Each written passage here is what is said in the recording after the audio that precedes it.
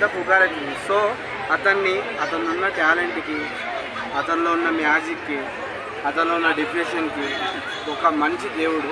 అతను మన గవర్నమెంట్ ఎలాగైనా వాడుకోవచ్చు. ఇప్పుడు పాకిస్తాన్ నుంచి ఉగ్రవాదులు బాంబులు పెట్టడం కానీ అది కానీ ఇవన్నీ జరుగుతున్నాయి. మరి అట్లాంటివన్నీ తీసుకొని మీరు సపోర్ట్ చేసి దానికి ఏమన్నా అంగీకరించి మాట్లాడి అది కాదు ఇది కాదు అని చెప్పేసి చేపించుకుంటే మన గవర్నమెంట్ మన ప్రభుత్వం ఉన్నది కదా, సో ఉపయోగపడతాం. ఇంకా లేదు మేము ఇలా అనుకుంటూ వస్తే ఇప్పుడు మూవీ రూల్స్ ఉన్నాయి, చాలా వెబ్సైట్లు ఉన్నాయి మూవీస్ చూడడానికి. ఇప్పుడు అందరూ ఊరుకుంటున్నారా? ఏదో ఒక దాంట్లో మూవీ చూస్తూనే ఉంటారు కదా. సో ఇది కరెక్ట్ కాదు. ఐబొమ్మ రవి చేయడం తప్పు అని అయితే అస్సలు అంగీకరించట్లేదు. సో దేవుడు అన్న ఐబొమ్మ రవి దేవుడు. నేను 10-20 ఏళ్ళ నుంచి నేను ఒక్కనాడు థియేటర్కి వెళ్ళాలి. అన్నీ నేను నా సెల్లులోనే చూస్తున్నా సినిమా. ఎవడు వెళ్తాడు స్వామి థియేటర్కు? ఒక పాప్కార్న్ కొంటే 500, మళ్ళీ సినిమా టికెట్ తీసుకొని పోతే మళ్ళీ బైక్ పిల్లంగా మళ్ళీ ఛార్జ్. దయచేసి నేను చెప్పేది ఏంటంటే ఈ ఐబొమ్మలు, ఈ బప్పన్ టీవీలు, ఈ బొమ్మలు, ఈ తోలు బొమ్మలు, తొక్కలాటలు అన్నీ పోవాలంటే దయచేసి నేను సినీ రంగానికి నేను చెప్పేది ఒకటి, దయచేసి సినిమా టికెట్లు ఏవైతున్నాయో అవి తగ్గించండి. తగ్గిస్తే హ్యాపీగా అందరూ సినిమాకి వెళ్తారు. ఫ్యామిలీతో చక్కగా అందరు వెళ్ళి సినిమాలు చూస్తారు థియేటర్లో. 100 కోట్లు పెట్టి సినిమా తగ్గకుండా వాళ్ళు వేరే విధంగా మాట్లాడుతున్నారు కదా, ఎన్కౌంటర్ చేయాలి. సినిమా టికెట్లు తగ్గియకుంటే అబ్బా ఇంకా ఇలాంటి బప్పాలు, ఐబొమ్మలు, తోలు బొమ్మలు ఎన్నో ఇంకా మరో ఐబొమ్మ రవి పుట్టొచ్చు. అది మాత్రం ఆపలేదు. ఏదైనా మన చేతిలో ఉంది, మన ప్రభుత్వం చేతుల్లోనే ఉంది. ఖచ్చితంగా నేను కోరుకునే ప్రభుత్వాలు వాళ్ళకే సపోర్ట్ చేస్తున్నారు. ఎందుకంటే వాళ్ళకి కొత్త జీవోలు ఇవ్వటం కానివ్వండి, స్మార్ట్ రిలీజ్ అప్పుడు రేట్లు పెంచుకోవడానికి వాళ్ళకే సపోర్ట్ చేస్తారు. కానీ మన గురించి ఆలోచించట్లేదు కదా.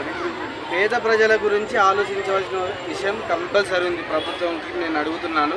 ఇలాగే సినీ రంగానికి, సినీ ఫిలిం ఇండస్ట్రీకి నష్టం వచ్చిందని అంటున్నారు. మరి సినీ పెద్దలకు నేను చెప్పేది ఏంటంటే మరి మా రక్తాలతోటి మీ సినిమాలే చూస్తారా? దయచేసి గమనించండి. మధ్యతరగతి వాళ్ళు ఉన్నారు, నాలాగా 500 పని చేసుకొని సినిమా చూడాలనుకుంటాడు అభిమాని. నేను ఎన్టీఆర్ అభిమాని, సినిమా చూడాలనుకుంటా. నేను ఇలా కష్టపడితే నాకు 400 వస్తాయి. నేను 1000 రూపాయలు ఎడికెళ్ళి తెచ్చి చూడాలబ్బా సినిమా చూడలేను కదా. సో అందుకే నేను చెప్పానంటే నాలాగా ఇంకా చాలామంది ఉన్నారు.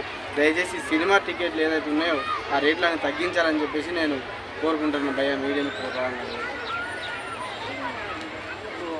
మరి బయటకు వస్తున్నారు రవాణా ఎక్కడున్నా బయటకు వస్తాడు.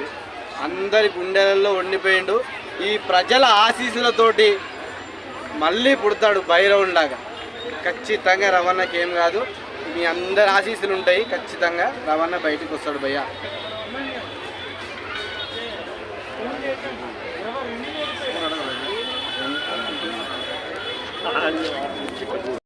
ప్యాక్ అయిపోతున్నాయి భయ్యా. ఇక బాలయ్య డైలాగులు ఉన్నాయి భయ్యా. ఒక డైలాగ్ ఉంది, ఏమన్నా ఇచ్చి పడేసిండా. ఈ ప్రపంచంలో ఏ దేశంకి వెళ్ళినా మీకు ఒక మతం కనిపిస్తుంది, అదే ఈ దేశంలో ఏ మూలకెళ్ళినా కనిపిస్తుంది ధర్మం, అదే ఒక హైందవ ధర్మం. మీరు దేశానికి వస్తే జోలికి వస్తే ఊరుకుంటానేమో కానీ మీరు దైవాన్ని ఖండిస్తారు. నేను దేశానికి వస్తే భావిస్తాను. మామూలు లేదు భయ్యా. డైలాగు ఇచ్చి పడేసిండు. బాక్స్ ఆఫీస్ షేక్ కాబోతుందిరా భయ్యా. నాకు ప్యాక్ అయిపోతుంది, షేరింగ్ అయిపోతుంది బాడీ మొత్తం డైలాగ్కే. ఇంకా సినిమాలో ఎలా ఉంటుందో భయ్యా నేను వెయిట్ చేస్తున్నాను భయ్యా. డిసెంబర్ 5 కోసం భయ్యా. బోయపాటి గారు నీకో దండం అయ్యా. డైలాగులకు వెయిట్ చేస్తున్నాను సార్ మీకోసమే. త్వరలో ఎప్పుడు వస్తుంది మూవీ అని చెప్పేసి నేను చాలా ఎదురు చూస్తున్నాను భయ్యా. సో భయ్యా పార్ట్ 1కి పార్ట్ 2కి ఏదైనా డిఫరెన్స్ ఉంటుందని అనుకుంటున్నారా? భయ్యా పార్ట్ 1లో బాలయ్య ఒక బాబు, పార్ట్ 2లో బాబు. బాబులకే బాబు, మన బాలయ్య బాబు ఊపేస్తాడు భయ్యా. ఊపేస్తాడు. ఇంకా బాక్స్ ఆఫీస్ బద్దలు అయిపోతాయి, షేక్ అయిపోతుంది. అది సంయుక్త ఉంది కదా, సంయుక్త నువ్వు ఇచ్చావమ్మా డాన్స్. జాజికాయ జాజికాయ బాబు అనిపించాయి సాంగ్స్ భయ్యా. సాంగ్ ఎలా అనిపించింది? సంయుక్త డార్లింగ్ చేసింది జాజికాయ జాజికాయ అంటుండే నాకు ఊపు భయ్యా. అసలు బాలయ్య మరి కుర్రాడు అనుకుంటుండా మరి ముసలాడు అనుకుంటుండా అర్థం అవ్వట్లేదు భయ్యా. మరి యంగ్ హీరోలతోటి పోటాపోటీ చేస్తున్న మన ఏకైక హీరో, ఏకైక వ్యక్తి మన నందమూరి నటసింహ. జై బాలయ్య, జై జై బాలయ్య. సో పార్ట్ 1కి తమన్ మ్యూజిక్కి బాక్సులు పగిలిపోయి పార్ట్ 2కి ఎలా ఉండబోతుంది భయ్యా? పార్ట్ 2కి అయితే గుర్తుపెట్టుకోండి, అందరి థియేటర్ వాళ్ళకి చెప్తున్నా, మీ ఏమన్నా రేకులు అవన్నీ ఏమైనా ఉంటే భయ్యా సెట్ చేసుకోండి. రేకులు ఊడిపోయి ప్రజల మీద పడేటట్టు తెచ్చుకోకండి. ఈసారి పగిలిపోతాయి బాక్సులు. టిమ్ టిమ్ టిమ్ టిమ్ టిమ్ వాయించేస్తుంది మన తమ్మన్ భయ్యా. సో ఎలా అనిపించింది ఇప్పుడు బోయపాటి శ్రీను గారు కంబ్యాక్ అనుకోవచ్చా? బోయపాటి శ్రీను గారు బాలయ్య కోసమే పుట్టిండు భయ్యా. కంబ్యాక్ ఎవ్రీథింగ్ బాలయ్య కోసమే బోయపాటి శ్రీను గారు. సో ఇప్పుడు ప్రీ మ్యాచ్ షోస్కి ఎక్కువ కాస్ట్ పెట్టి మీరు వెళ్తారా థియేటర్స్కి? నో నేను ఒప్ప. ఈ ఒక్క విషయంలో నేను ఒప్పను భయ్యా. దయచేసి నేను చెప్పేది ఒకటే, మీరు ప్రీమియర్ షోకైనా సరే కానీ మీరు రీజనబుల్ రేట్లు పెట్టాలి. దయచేసి నేను కోరుకునేది ఒకటే, సినీ పెద్దలకు అందరికీ నేను. ఓకే, మరి ఎంత కలెక్ట్ చేసడానికి అవకాశాలు ఉన్నాయి భయ్యా?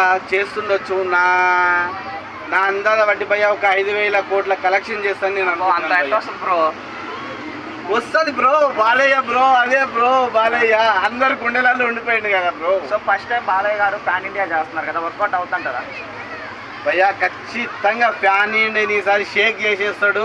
అందరి హీరోలు పండుకుంటారు, ఇంకా దుప్పట వేసుకొని పడుకోవాల్సిందే. ఇక బాలయ్య బాబు దెబ్బకు వద్ది ఊపు మా అమ్మ ఊపేస్తుండే ఇంకా. Okay, thank you bro. Thank you bro.